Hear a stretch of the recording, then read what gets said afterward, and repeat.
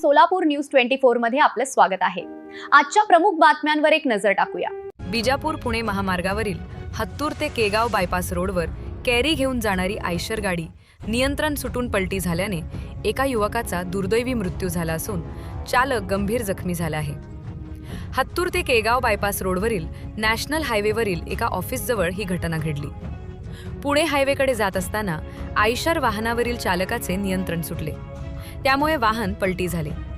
या अपघातात वाहनातील क्लीनर शकील रमजानी पठाण वय 21 वर्ष राहणारा मध्य प्रदेश यांचा जागीच मृत्यू झाला, तर चालक जलील मेहबूब साहब शहा वय 31 वर्ष राहणारा उमर जिल्हा शहापूर मध्य प्रदेश हे गंभीर जखमी झाले आहेत।